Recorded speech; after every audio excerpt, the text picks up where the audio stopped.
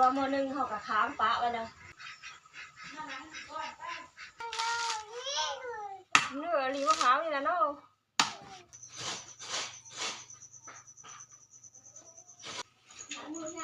สิเราไม่กระด้างมันสิดาเสื้อน้ำตาลตุ๊กแกเลยนะ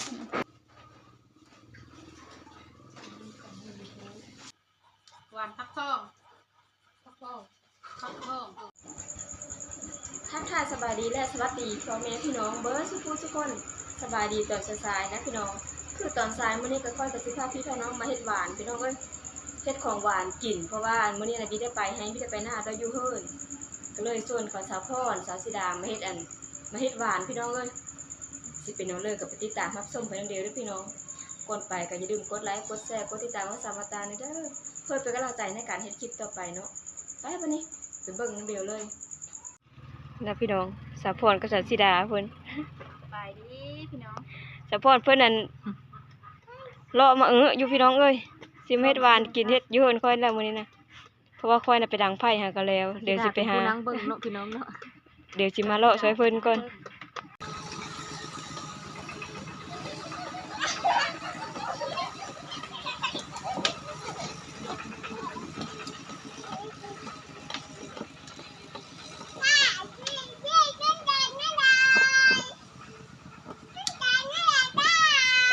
ลิ้นน้ำได้ไป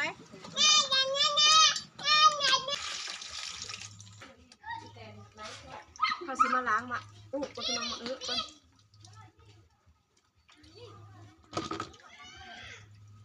ล้างแล้วจะเอาไปนึ่งก็ตอนเยอะไปเลยนะมันก็เปิดอยู่ซับเอาอีกเอามีดซับ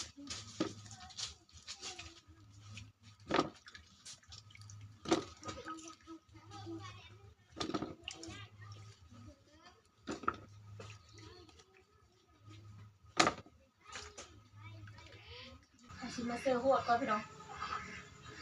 เพราะว่าโมนึงเขากับค้างปะไว้แล้วค้างปะไว้ตั้งแต่ตัวนึงมาพวกตอนนั้นเลาะมาพวกละ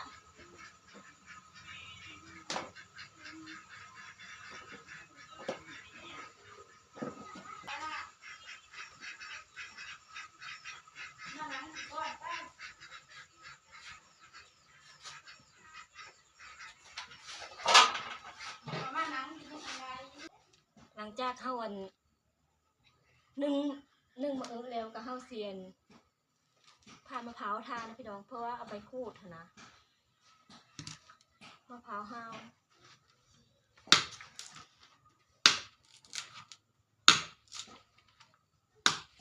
ท้ากับบีห้าวก็เลยพี่น้องท้าบีห้าว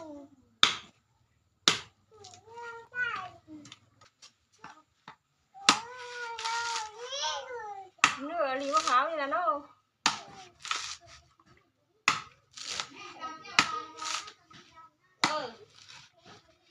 แล้วเรากินได้มั้ยตาตีนี่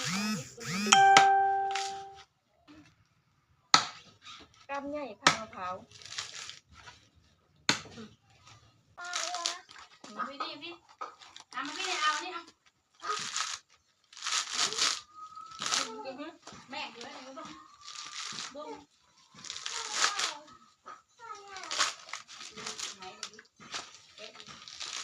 คือลึกมาขาดแล้วนี่ดีๆเนาะไม่มีแล้วนะพี่น้องไม่จาวเพราะงั้น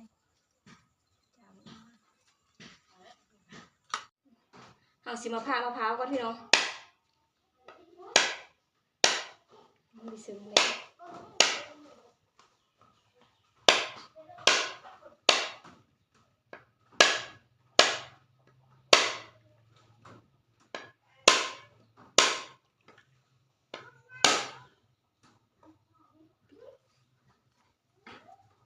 เนี่ยว่าเอาตัวนั้นค่ะเอาน้ำมันก็ได้ไว้นะไม่เดี๋ยวเงี้ยงลูกมันลูกเดี๋ยวมันจะว่านี่บอกยังทันแต่ครับ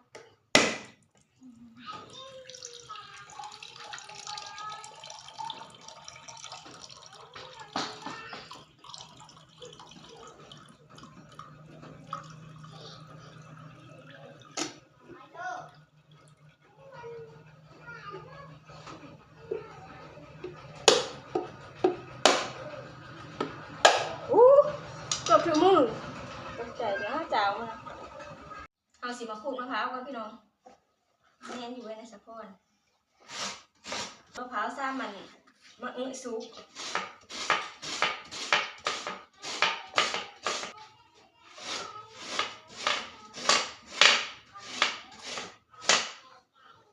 มันบีแดง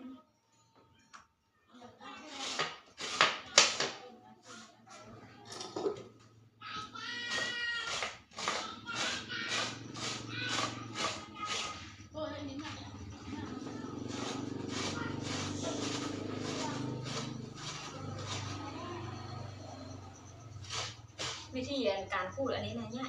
มันจะยากๆนิดนึงพี่น้องถ้าพูดแบบบีซิมบีเคยนะแบบคือขูดบีได้เลย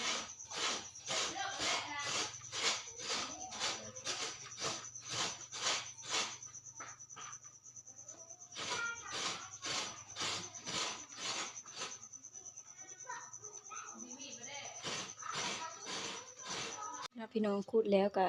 สิเป็นเรื่องนี้แต่ว่าเฮาสิเสิร์ฟมื้อนี้เลยพี่น้องเอ้ยน่าจะได้ มาเบิ่งมะก่อนพี่น้องเอ้ยสุกแล้ว โอ้ยแล้วเอาไม่กระด้างมาขลุ่นเนาะ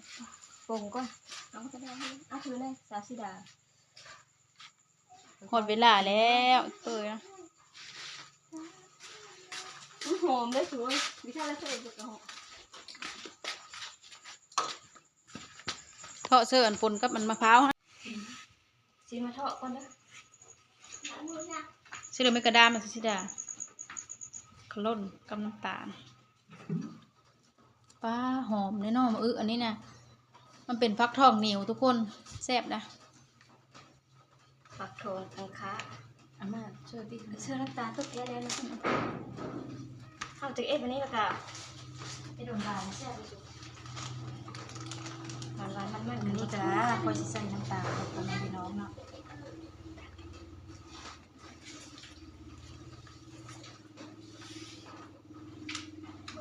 นี่จะตรงแล้วพอจะจังห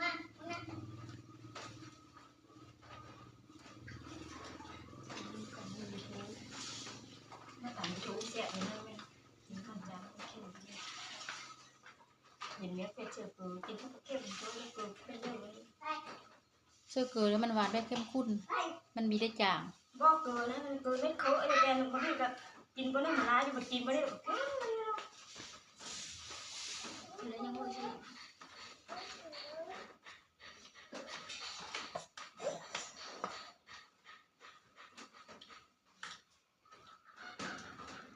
กินจังเลย แซ่บ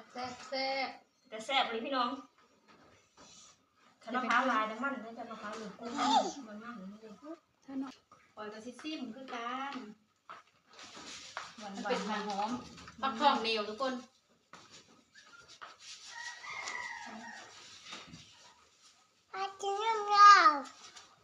เอากระโปรงเท้าไปตาม กระโปรงขาใหม่ขาตั้งเลย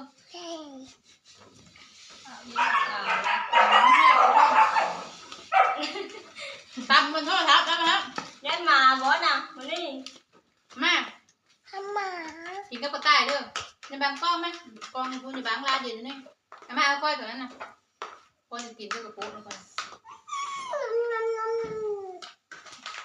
ทำได้มะพร้าวสีเละหน่อยเป็นตอนนะ มันได้มะพร้าวลายเสือ มะพร้าวอ่อนเลยหมูเส้นเป็นเส้นใหญ่ๆ ไม่ ไม่ แซ่ แซ่ บบ ใช่ไหม พอแล้วมาดูมาเขาพอเสร็จเนี่ยไปกินเต็งหวานไม่ไงกินเลยสัชิดาแล้วสัชิดาย่อกระตุก กินนอกนี่คนแล้วไหม นี่กินอยู่เนาะไปได้มาอากาศมันยังเย็นแน่อยู่ในมันร้อนทุกคน แย่เฮิร์นพวกนี้มาเด้อพี่น้องมากินน้ำเดี่ยว มาเด้อมาเด้อกินหวานหวานฟักทองฟักทองฟักทอง ฟักทองโจ๊กฟักทองบ่โจ๊กฟักทอง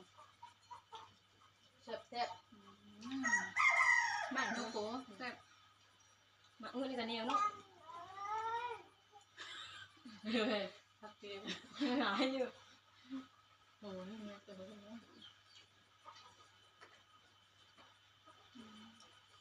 เล็กวางเขาเทงนะนี่นะ มันมีที่ปุ้นเลยมันคือจะทำทำย่างนี้มันเป็นเรื่องวันนี้มาแต่ก่อนเขาคิดว่าจริงเขาจริงจริงรู้ไหม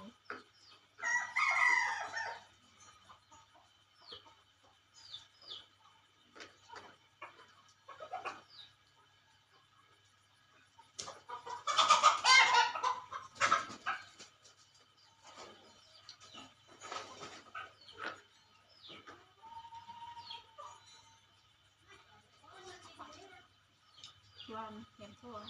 หวานพวกนั้นไม่ถูก แกมบีแกมเบอร์อยู่เลยมา เมื่อกันมีเมื่อกูนะแล้วมันจับปุ๊บปุ๊บปุ๊บปุ๊บตาเล็กเจอกันแล้วเนาะโอ้ไม่ปลายตา อันนี้กันนกน้อย เหรอนักขึ้น50 ไปนั่นเลยตอน40ขึ้นชุด47 48แต่50ยังไม่ได้อีก50มึง52 ตอน52แล้วก็ ไม่ต้อง50คุณดอกโถเรื่อง52ก็คือช่ำเรื่อง 55นี้โอ้โหแล้ว52 51 50นี่52